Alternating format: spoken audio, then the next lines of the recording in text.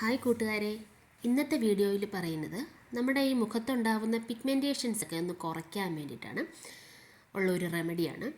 അതിന് നമുക്ക് വേണ്ടത് ഒരു ഉരുളക്കിഴങ്ങാണ്. ഉരുളക്കിഴങ്ങ് തൊലി കളഞ്ഞ് നമ്മൾ മിക്സിയുടെ ജാറിലിട്ട് അരച്ച് പിഴിഞ്ഞതിന് നീരെടുക്കുക.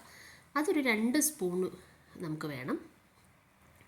ബാക്കിയുള്ള നീര് നമുക്ക് ഒരു കണ്ടെയ്നറിൽ ചെറുതേതെങ്കിലും ഒരു പാത്രത്തിലോ വല്ലതും ഒഴിച്ച് ഫ്രിഡ്ജിൽ വെച്ചാൽ 3-4 ദിവസം വരെ നമുക്ക് ഉപയോഗിക്കാം. അതിനോടൊപ്പം തന്നെ നമുക്ക് വേണ്ടത് നാരങ്ങയുടെ നീരാണ്. നാരങ്ങയുടെ നീര് അലർജി ഉള്ളവർക്ക് തക്കാളിയുടെ നീര് ഉപയോഗിക്കാം കേട്ടോ. എന്നിട്ട് ഇത് നാരങ്ങയുടെ നീരും അധികം വേണ്ട, കുറച്ച് തുള്ളികൾ മതി. ഇതെല്ലാം കൂടെ നന്നായി ഒന്ന് മിക്സ് ചെയ്തതിന് ശേഷം നമുക്കതിലേക്ക് തേൻ വേണം. തേൻ ഒരു 1.5 ടീസ്പൂൺ വരെ ഉപയോഗിക്കാം. എന്നിട്ട് ഇതെല്ലാം കൂടെ നന്നായിട്ടൊന്ന് മിക്സ് ചെയ്യുക. നന്നായിട്ടൊന്ന് മിക്സ് ചെയ്തതിന് ശേഷം നമുക്കതിലേക്ക് അടുത്തതായിട്ട് വേണ്ടത് കാപ്പിപ്പൊടിയാണ്. കാപ്പിപ്പൊടി ഏതായാലും കുഴപ്പമില്ല കേട്ടോ.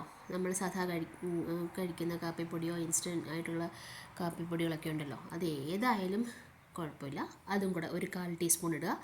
എന്നിട്ട് നമുക്ക് ഇത് ഇത്രയും തന്നെ മതിയാവും. പിന്നെ നമുക്ക് ആ തിക്നെസ് ഒന്ന് കൂട്ടാനൊക്കെ വേണ്ടിയിട്ട്, അല്ലെങ്കിൽ അതങ്ങ് നമ്മൾ മുഖത്ത് പുരട്ടുമ്പോൾ ഒലിച്ചു പോകുന്ന പോലെ ആവില്ലേ, അതൊന്ന് കുറയ്ക്കാൻ വേണ്ടിയിട്ട് നമുക്ക് കുറച്ച് അരിപ്പൊടി, അതൊരു 1/2 ടീസ്പൂണോ 3/4 ടീസ്പൂണോ എടുക്കാം. അരിപ്പൊടി വറുത്തതായാലും വറക്കാത്തതായാലും കുഴപ്പമില്ല, വറക്കാത്തതാണ് കുറച്ചുകൂടെ നല്ലത്. ഇനി അരിപ്പൊടി ഇല്ലെങ്കിൽ നിങ്ങൾക്ക് കടലമാവ് ഉപയോഗിക്കാം. പിന്നെ ഡ്രൈനെസ് കൂടുതലുള്ള ആൾക്കാരാണെങ്കിൽ അവർക്ക് ശകലം വെളിച്ചെണ്ണയോ ഒലിവ് ഓയിലോ അതല്ലെങ്കിൽ പിന്നെ നമുക്ക് അടുത്തത് ബദാം ഓയിലോ ഏതെങ്കിലും ഒരു ഓയിലും കൂടെ ഇതിൻ്റെ കൂടെ തന്നെ 2-3-4 തുള്ളികൾ അതിലേക്ക് ഒഴിക്കാം.